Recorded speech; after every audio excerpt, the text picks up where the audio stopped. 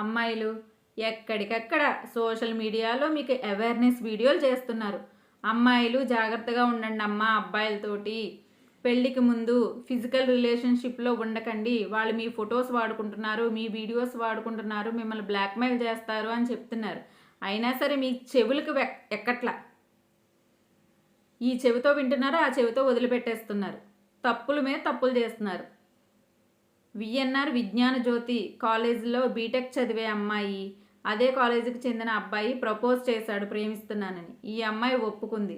ఆ వెధవేమో మన రిలేషన్షిప్ బాగుండాలంటే, మనం ఫిజికల్గా కలవాలంటే ఈ అమ్మాయి ఫస్ట్ నో చెప్పింది. తర్వాత వాడు ఒప్పించాడు, వీళ్ళిద్దరూ కలిశారు. ఆ కలవడం కూడా బయట ఎక్కడో కాదు, ఆ కాలేజీలోనే.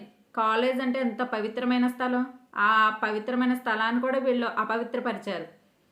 అక్కడ వాళ్ళకి తెలియడంతో, వాళ్ళు చీ అనడంతో వీళ్ళు బయట కలవడం మొదలుపెట్టారు. ఆ బయట కలిసినప్పుడు ఆ అమ్మాయికి తెలియకుండా వీడు మరి తెలిసి తీశాడో తెలియకుండా తీశాడో వీడియోలు తీశాడు. బ్లాక్మెయిల్ చేయడం మొదలుపెట్టి ఆ అమ్మాయిని వాడుకోవడం మొదలుపెట్టాడు.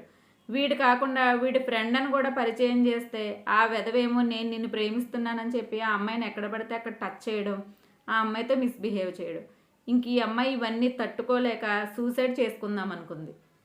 ఎలా అయితేనే వాళ్ళ అమ్మకు విషయం తెలిసి వాళ్ళ అమ్మ పిలిచి, నేనున్నాను నీకు, కేసు పెడదాం, ఏం జరిగిందో చెప్పు అని అన్ని విషయాలు తెలుసుకుని ఇప్పుడు మీడియా ముందుకొచ్చి న్యాయం కోసం పోరాడుతుంది. ముందే జాగ్రత్తగా ఉంటే ఇంతవరకు వచ్చేది కాదు కదా. ఎక్కడ పడితే అక్కడ వెధవలు ఉన్నారు. వెధవలతో మనం ఎంత జాగ్రత్తగా ఉంటే అంత మంచిది. అమ్మా నాన్నని మోసం చేయకూడదు. మోసం చేస్తే ఇదిగో ఇలా ఇబ్బందుల్లో ఇరుక్కుంటాం.